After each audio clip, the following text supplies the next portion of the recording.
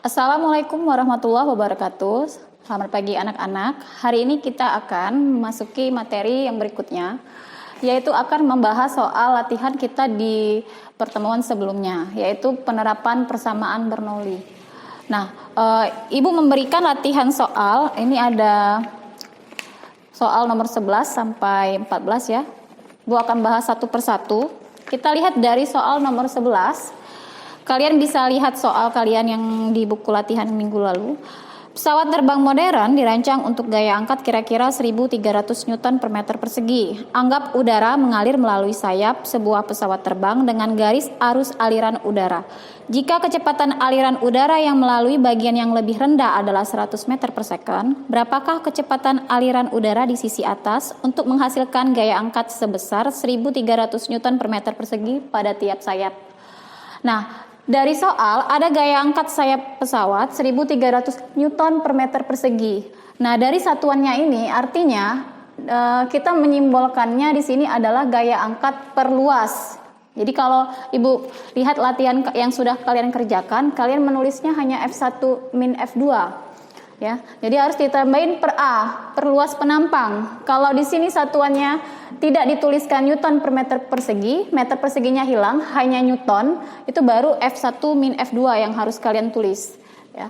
Kemudian di sini tadi ada kelajuan udara ya, V2-nya 100 meter per second, massa jenis udara 1,3. Kita bisa menghitung kelajuan di bagian sayap atas menggunakan persamaan gaya angkat F1 min F2 dengan setengah dikali rho dikali A dikali V1 kuadrat dikurang V2 kuadrat. Ini tadi kita turunkan per A, F1 min F2 per A. Tinggal kalian masukkan nilainya tadi 1.300, setengah dikali 1,3. V1 kuadrat yang mau kita cari di sini. Min V2 100 dipangkat 2 kan.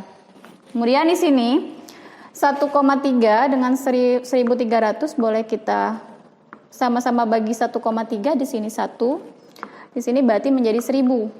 Nah, 1.000 kita kali 2 menjadi 2.000. Di ruas sebelah kanan tinggal V 1 kuadrat dikurang 10.000. Min 10.000 pindah ke ruas sebelah kiri ditambah 2.000 menjadi 12.000. Maka nilai V1-nya akar dari 12.000. Akar 12.000 ini berarti 400 dikali dengan 30. 400 keluar akarnya 20. Jadi kelajuan di atas sayap ini adalah 20 akar 30 meter per second. Ibu lanjut ke soal berikutnya, nomor 12. Ada sebuah bak ya, berisi air setinggi 85 cm, kemudian terdapat lubang kebocoran 40 cm ya dari dasar.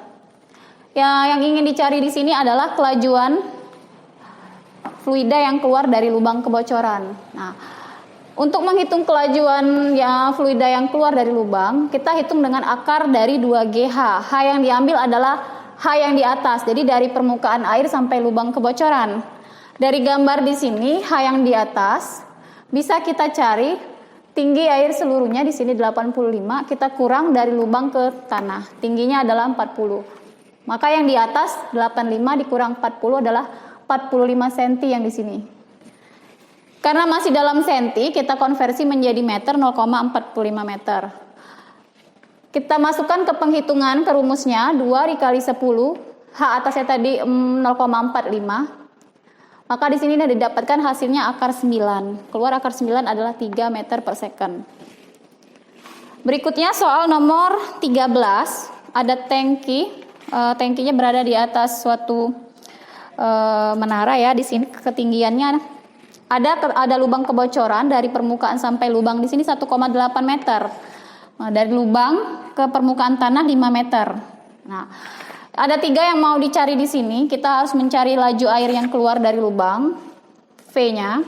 Kemudian X, jarak mendatar keluarnya air hingga ke tanah, ya dari tangki ke tanah. Kemudian T, waktu yang dibutuhkan untuk airnya keluar hingga menyentuh permukaan tanah. Untuk mencari laju, kita sama seperti soal sebelumnya menghitungnya dengan akar 2G, H atas yang diambil. H atas 1,8, maka di sini kita dapat akar dari 36. Keluar hasilnya 6 meter per second. Berikutnya untuk menghitung jarak mendatar, Kalian bisa hitung menggunakan 2 dikali akar tinggi yang di atas dari permukaan sampai lubang dikalikan dengan dari lubang sampai tanah.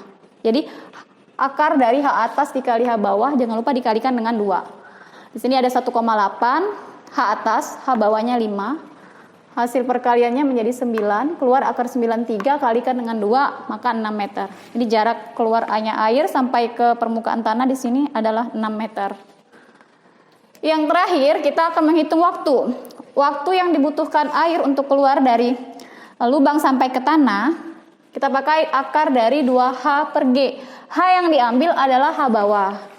Kenapa H bawah? Karena dari sini airnya keluar sampai ke tanah, artinya yang diambil setinggi 5 meter. Ya. Jadi 2 dikali 5 dibagi 10. Atas di sini hasilnya 10 per 10 berarti akar dari 1 adalah 1 second. Ya. Soal terakhir, masih tangke kebocoran ya, ada lubang, ketinggian lubang sampai ke permukaan di sini adalah 0,5. Kemudian dari jarak mendatar keluarnya air adalah 1 meter. Kita ingin mencari kelajuan air yang keluar dari lubang.